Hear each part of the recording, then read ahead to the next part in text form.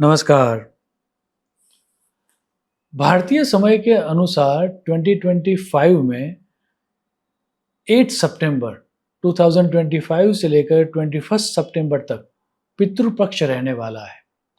अब जैसे ही पितृपक्ष की बात आती है, लोगों में डर लगा रहता है। कुछ सो कॉल्ड विद्वान आचार्य तो यहाँ तक बात कर देंगे कि यदि पितृपक्ष में आपको ये करना ही होगा, यदि आपने ये नहीं किया तो पितृदोष लगेगा, पितृशाप देंगे, आपका जीवन बर्बाद हो जाएगा, एक्सेट्रा एक्सेट्रा एक्सेट्रा। लेकिन शास्त्र स्पष्ट कहता है कि हमें पितरों से डरने की आवश्यकता नहीं है।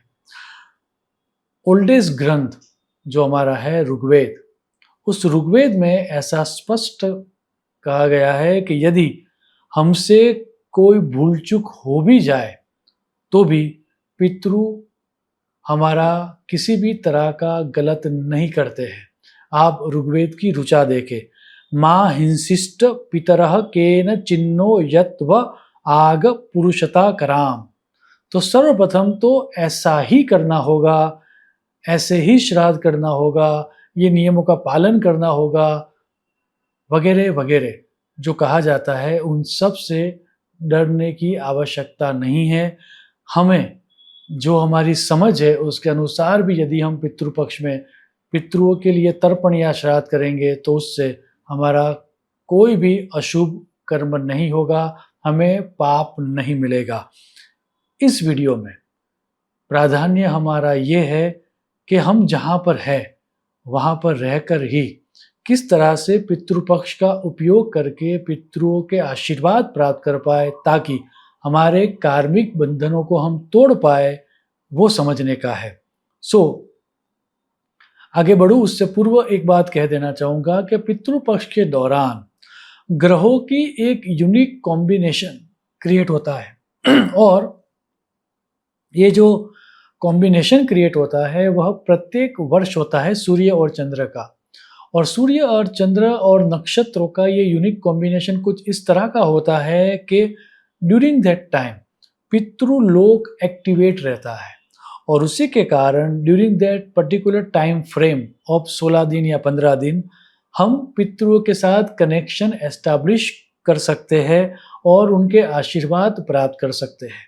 अब ये सबको पता है कि पितृपक्ष के दौरान पितरों के आशीर्वाद प्राप्त करने के लिए हमें श्राद्ध कर्म करना चाहिए। अब श्राद्ध कर्म कई तरह के होते हैं और कई तरह से किए जा सकते हैं। वह बात करते हुए स्कंद पुराण में यह स्पष्ट कहा गया है, श्राद्धस्य बहवो भेदाः, अर्थात श्राद्ध करने के बहुत भेद है। अब किसी स्पेसिफिक प्लेस पर जाना, विशेष मंदिर में जाना या बड़ा भोग लगाना, बहुत सारे ब्राह्मणों को न्योता देना, सभी रिलेटिव्स को न्योता देना, वो सब करना सबके लिए कंफर्टेबल नहीं होता या संभव भी नहीं होता। आपके घर में रहते हुए अपने कंफर्ट जोन को डिस्टर्ब न करते हुए हमें क्या करना चाहिए ताकि पितृ प्रसन्न रहे, वो इस वीडियो में हम देखने जा रहे हैं। याज्ञवल्क्य स्मृति कहती है कि हमारे पितरों को याद करके विथ ए फेथ डोनेशन देना, मॉनेटरी डोनेशन देना, उसी को श्राद्ध कहते हैं। श्राद्धम नाम द्रव्यस्य प्रेत उद्देश्येन श्रद्धया त्यागः। अब श्राद्ध कल्पतरु उससे भी आगे जाकर ये स्पष्ट करता है कि श्राद्ध कर्म में पैसों का दान देना ही प्राइमरी कर्म है, बाकी सब गौण है। सबसे ज़्यादा इम्पोर्टेंट यही है श्राद्ध कर्म में कि हम पैसों का दान दें। श्राद्ध कल्पतरु का सूत्र देखें, एतेन पितॄन् उद्दिश्य द्रव्य त्यागो श्राद्ध स्वरूपम प्रदानम। अब इतना सुन के ये प्रश्न जगेगा कि कितना दान करें, किसको दान करें और कहाँ पर दान करें। तो वह स्पष्ट करते हुए ब्रह्म पुराण में यह श्लोक दिया गया है, देश काल च पात्रे च श्रद्धया विधिना च यत पितॄन् उद्दिश्य विप्रेभ्यो दत्तम श्राद्धम उदाहृतम। अर्थात आपको आपकी क्षमता देखनी है, योर कैपेसिटी। यदि आपकी कैपेसिटी 100 रुपये का दान करने की है तो आप वो करो। आपको 1000 रुपये या लाख रुपये या करोड़ रुपये दान देने की आवश्यकता नहीं है। आपकी क्षमता के अनुसार दान करो। दूसरा कहा गया है, आप जिस देश में रह रहे हो उस देश के नियमों को फॉलो करते हुए। अब यदि आपके घर में के ऊपर टेरेस पर आप खीर नहीं डाल सकते क्योंकि वो करना आपके लिए दंडनीय है, तो आपको वो नहीं देना चाहिए। आपको नदी में कोई द्रव्य बहाने से यदि दंड मिल सकता है आपके देश में, तो आपको वो नहीं करना चाहिए।